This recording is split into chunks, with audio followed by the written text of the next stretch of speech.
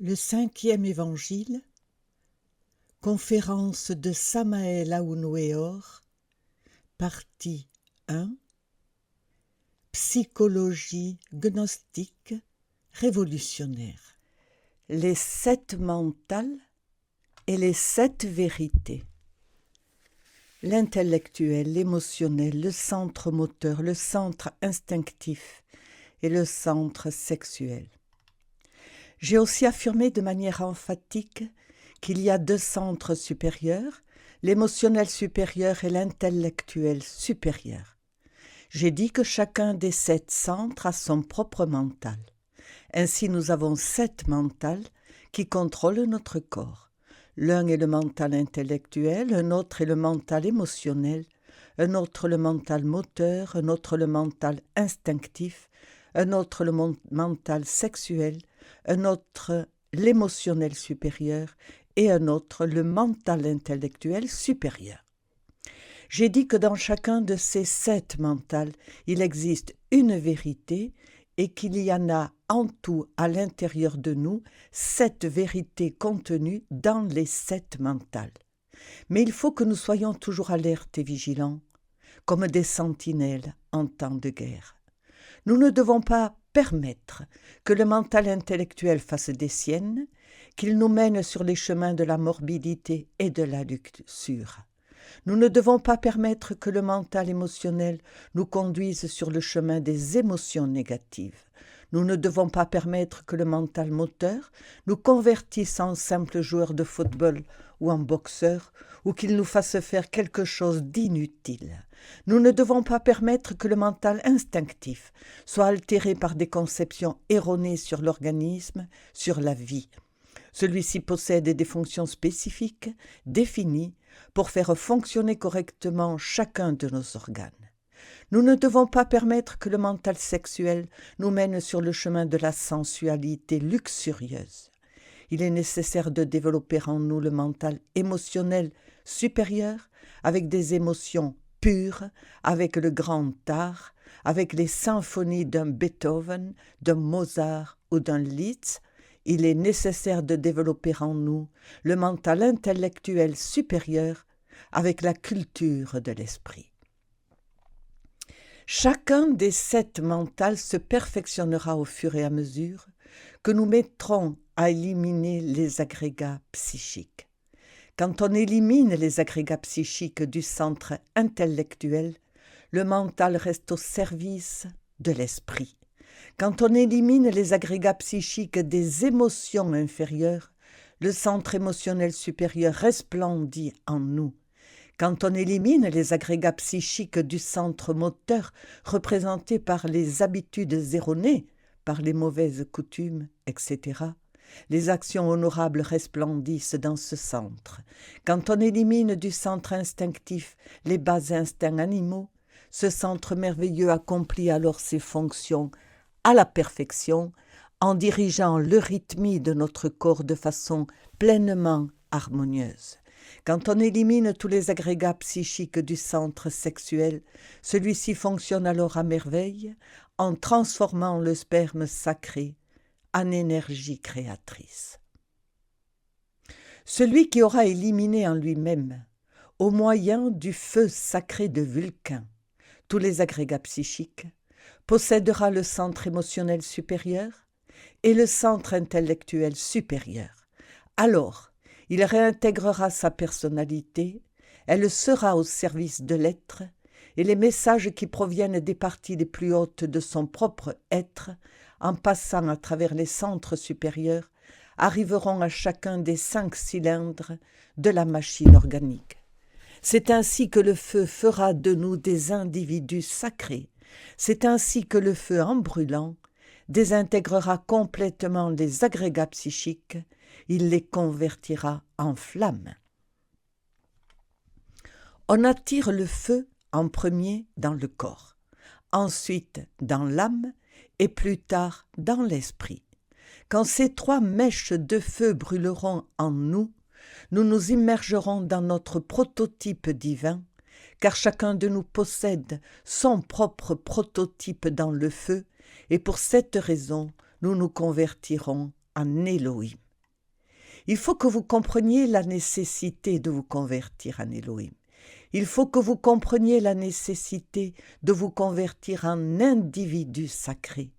C'est une nécessité de comprendre l'urgence d'entrer une fois pour toutes dans l'armée de la parole, l'armée du démiurge créateur de l'univers. Il est nécessaire que vous fassiez les 3 pas fondamentaux à l'intérieur des 7 régions de l'univers. Sans le feu, vous ne pourriez pas vous transformer. Dans le monde physique, les scientifiques ne connaissent rien du feu. Ils pensent que le feu est le produit de la combustion, mais en plus, ils se trompent. La réalité, c'est l'inverse. La combustion, c'est certain, est le résultat du feu. Prenons une allumette et frottons-la, nous obtenons du feu, évidemment. Les scientifiques diraient que cette flamme a jailli de la combustion, mais ils se trompent. Ce qui arrive, c'est que nous avons éliminé le réceptacle à l'intérieur duquel le feu était enfermé. Et le bras, la main qui a fait bouger l'allumette, contient du feu. S'il n'en avait pas, le feu n'aurait pas jailli, l'allumette n'aurait pas bougé, et par conséquent elle aurait retenu le feu dans son état complètement virginal. L'heure est venue de comprendre qu'avant que l'allumette ne brûle, le feu existe. L'heure est venue de comprendre que lorsque l'allumette est éteinte, le feu continue d'exister. Alors, quelle est l'origine du feu? Où est-il? Le feu n'a pas de début, il n'a pas de fin. Comme je l'ai déjà dit et je le répète, ce qui nous intéresse nous autres, c'est le feu du feu, la flamme de la flamme, la signature astrale du feu. C'est au moyen de ce feu de Vulcain que le feu christique solaire, nous ne pourrons pas brûler réellement tous les agrégats psychiques, les réduire en poussière cosmique. Qu'est-ce qui se trouve enfermé dans les agrégats psychiques? L'essence. Et qu'est-ce qu'une essence? Du feu vivant. Quand les agrégats psychiques ont été brûlés, que reste-t-il? Le feu. La conscience est feu. Il crépite. Le feu qui étincelle dans l'aura ardente de l'univers. Je répète, tous les livres sacrés ont été écrits avec des charbons ardents. Ils rendirent un culte au feu. Travaillez avec le feu, et je vous assure, au nom de la vérité et de la justice, que vous serez libérés. Aujourd'hui, vous êtes tous des charbons éteints. L'heure est venue d'allumer le feu. L'heure est venue de comprendre que nous devons briller comme des flammes ignées dans l'aura de l'univers. Mes paroles s'arrêtent ici. À présent, vous avez l'entière liberté de poser des questions de type ésotérique, se rapportant exclusivement au thème que nous avons développé. Tous les frères peuvent poser des questions en relation avec ce thème. N'ayez pas peur de poser des questions, tout le monde est libre. Question. Par rapport au rappel de soi vénérable, et en faisant allusion aux paroles du Maître Jésus, laissez les morts enterrer leurs morts, est-ce qu'une personne qui ne vit pas en rappel de soi est un mort? Maître, c'est ça, c'est un automate, c'est un robot programmé par la loi de récurrence. Une autre question? Oui, mon frère. Question.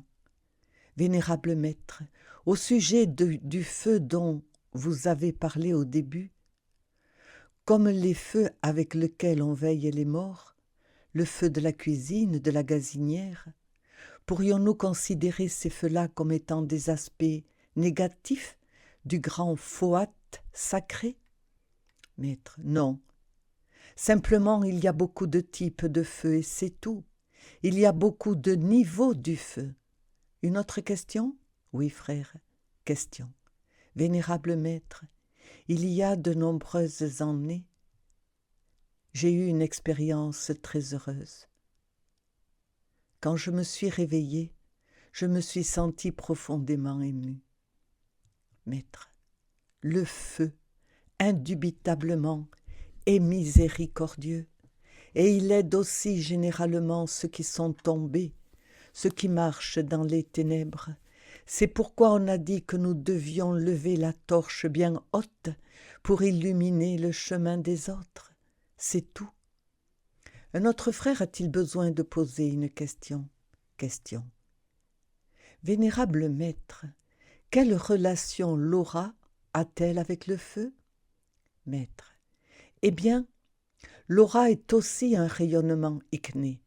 Évidemment, le feu est latent dans l'aura, dans chaque atome, bien qu'en vérité ce ne soit qu'un feu inférieur. Alors notre intérêt doit être de développer en nous le feu de Vulcain. Alors, il doit être de notre intérêt de faire les 3 pas à l'intérieur des 7 régions si nous voulons réellement nous convertir en soldats de l'armée de la parole.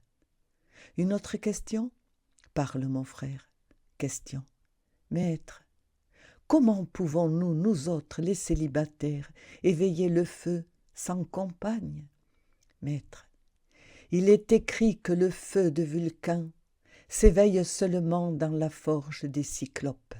Cependant, les célibataires peuvent travailler sur l'ego et moyennant des efforts transcendantaux, avec l'aide de la mère Kundalini qui est feu, ils pourront en finir avec 25%, 30% et même 50% des agrégats psychiques.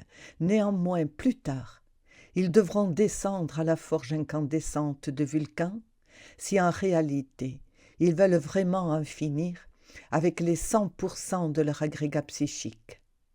Une autre question? Question. Vénérable maître, selon votre chair, le Père est feu, le Fils est feu, l'Esprit Saint est feu et la Divine Mère est feu. Pouvons-nous concevoir une certaine différence de graduation, pour ainsi dire? Maître, oui, il y a des degrés et des degrés, parce que l'un est le Père, une flamme supérieure. Un autre est le Fils, le Logos, le Christ, et c'est aussi un feu. C'est le feu igné qui resplendit dans la conscience, le feu qui crépite dans les roches, le feu qui se trouve crucifié à l'intérieur de la terre, l'anima mundi. Et autre chose est le feu de l'Esprit Saint, le feu de la Pentecôte, le feu sexuel qu'on ne peut connaître que dans la 9e sphère. Question. Vénérable maître, le feu a-t-il sa contrepartie? Maître, le feu n'a pas de contrepartie. Le feu est le feu. Il est ce qui est, ce qui a été et ce qui sera toujours. Mais vraiment, en réalité, il existe bien différentes graduations du feu. Une autre question? Oui, frère. Question. Notre être réel est-il intrinsèquement du feu? Maître, c'est cela. Indubitablement, c'est du feu. Une autre question? Voyons, frère. Question. Vénérable, vous nous parliez de l'un, de l'immanifesté et du manifesté. La raison d'être du Dieu manifesté est de l'immanifesté? Maître, l'immanifesté, l'inconnaissable est Elohim. Moïse a rendu un culte à Elohim. Le manifesté, le second un, est le démiurge architecte de l'univers. Il est le feu. Il est le Christos cosmique. Il est Vishnu, qui peut pénétrer dans tout ce qui est, a été et sera.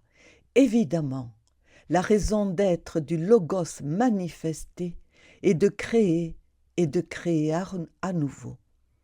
Quand nous tous, nous pourrons nous absorber en tant qu'Élohim dans le sein profond de l'un immanifesté, nous connaîtrons alors le secret vivant de la profonde manifestation de chaque Mahamanvantara. Nous savons que les manifestations périodiques des Mahamanvantara surgissent du sein du nombril cosmique. Cela n'a pas de début, cela n'aura pas de fin.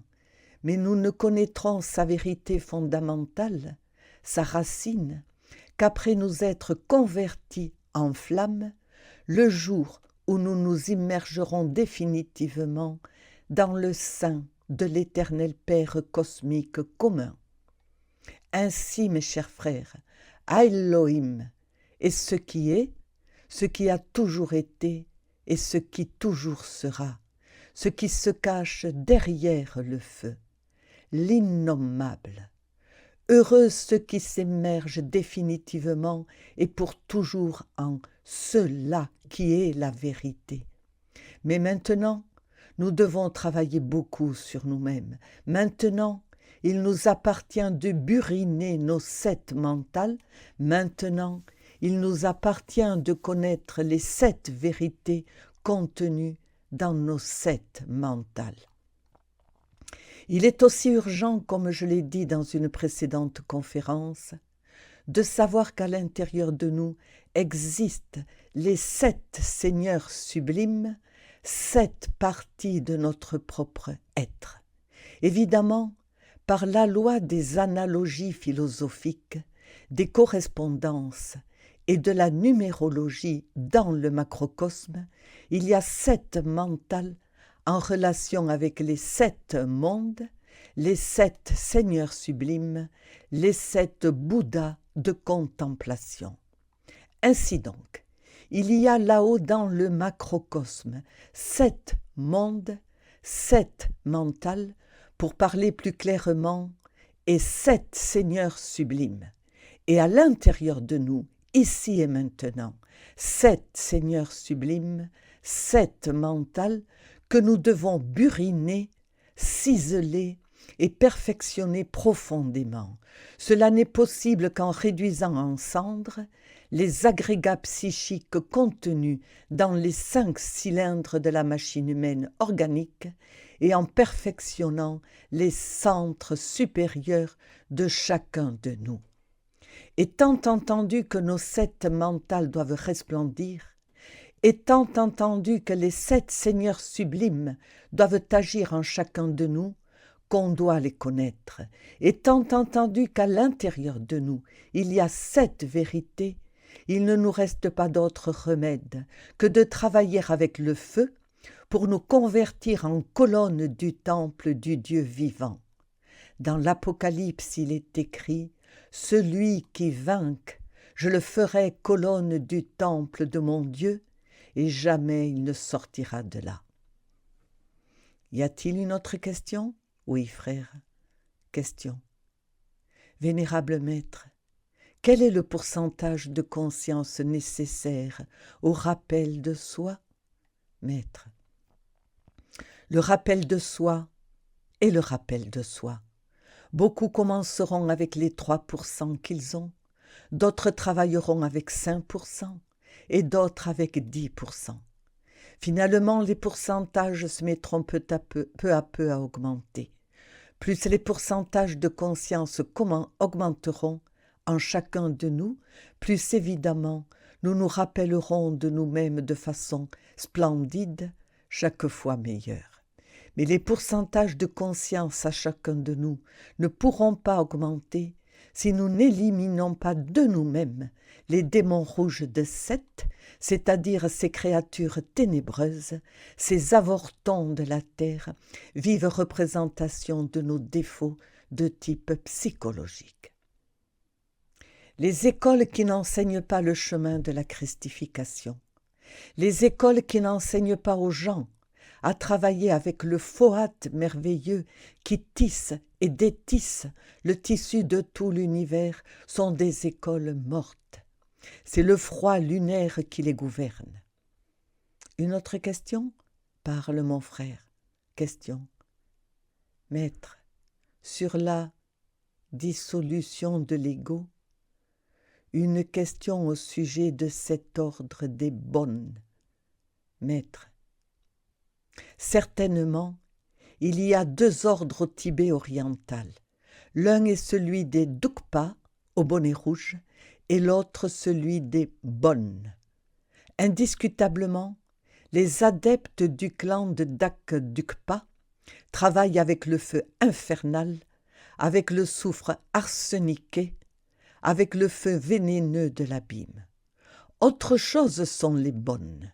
Je ne nie pas qu'ils soient radicaux à 100%, mais ils travaillent avec le feu.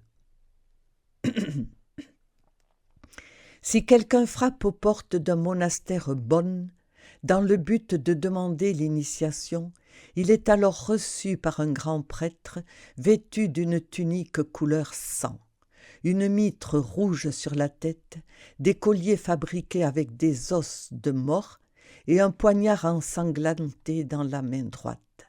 « Que cherchez-vous » demande le prêtre bonne.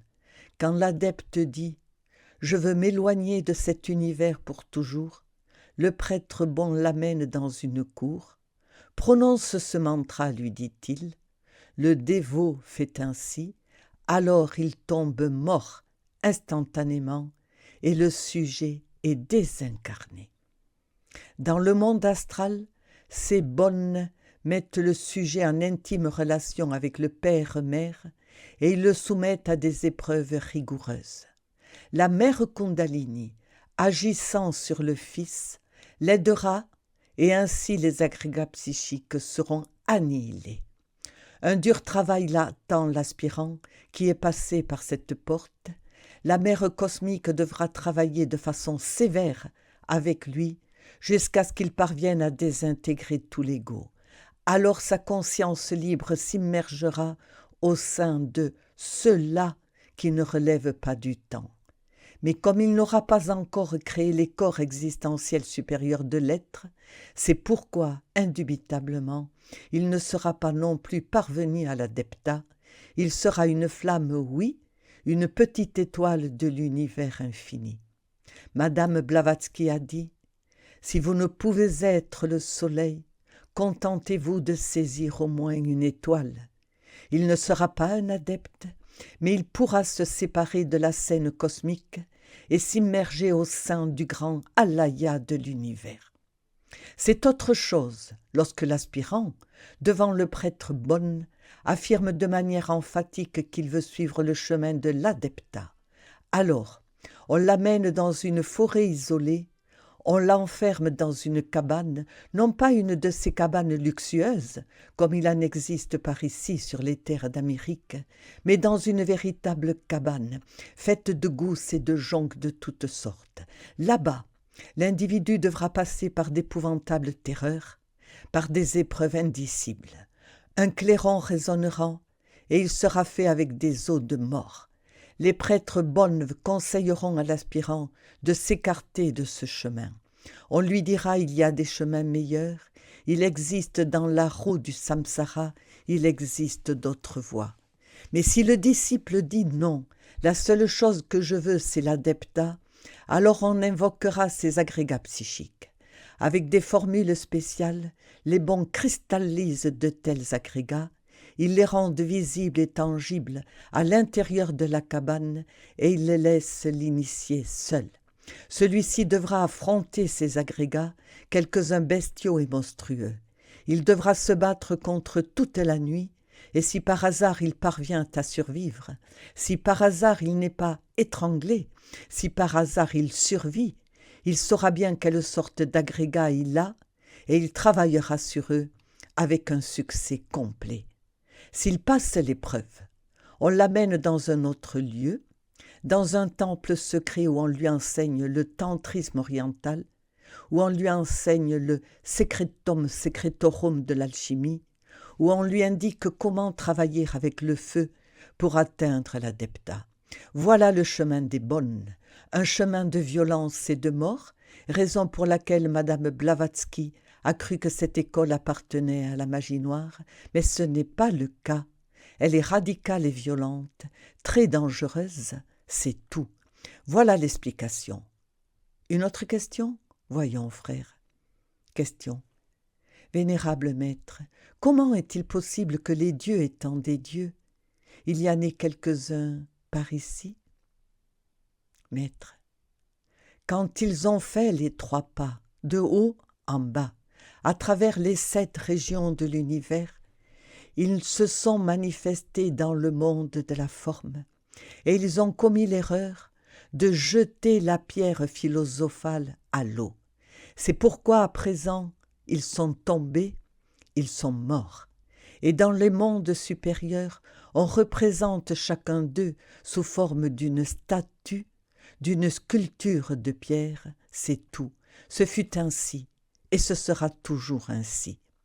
Quand ils feront les 3 pas vers le haut, quand le feu brûlera en eux, dans le corps physique, puis dans l'âme, et en dernier dans l'esprit, et qu'à la fin ils retourneront à leur prototype divin, ils continueront à être les dieux de toujours, et ils reviendront dès lors sous une forme supérieure, terriblement divine, plus puissante qu'avant, à cause de l'expérience vécue.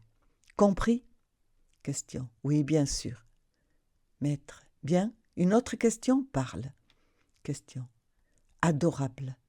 Ainsi, dans un cas comme le nôtre, nous qui sommes des personnes endormies, notre être réel se manifeste-t-il dans la vie? Maître. Comment va-t-il se manifester dans l'état où vous êtes, chacun de vous, avec l'ego vivant, extrêmement vivant? L'être et l'ego sont incompatibles, ils sont comme l'eau et l'huile, ils ne peuvent pas se mélanger. Ou bien il y a l'ego, ou bien il y a l'être. S'il y a l'ego, l'être est absent, et s'il y a l'être, l'ego doit mourir, il doit au préalable s'être désintégré. Ainsi donc, vous n'êtes rien d'autre que des robots programmés par la loi de récurrence, des machines manipulées par l'ego, et c'est tout. Compris? Voyons, frère. Question. Vénérable maître, une personne qui est en train de vivre un karma, si elle met à mort l'ego qui est à l'origine de ce karma, est-elle libérée de lui? Maître. Ce n'est possible qu'au prix de négociations avec les seigneurs de la loi. Si on réussit une telle négociation, l'agrégat psychique correspondant est éliminé. Il y a des agrégats psychiques liés à la loi de cause et d'effet. Ce n'est qu'au moyen de négociations et de leur paiement correspondant que sera possible l'élimination de tels agrégats, mais je ne veux pas dire par là que tous les agrégats soient liés à la loi du karma. J'explique que c'est seulement pour certains agrégats, c'est tout.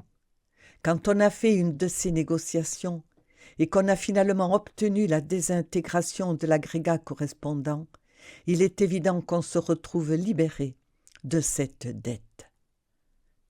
Mes frères, je crois qu'avec ceci, nous avons bien parlé clairement. À présent, nous allons faire l'onction gnostique.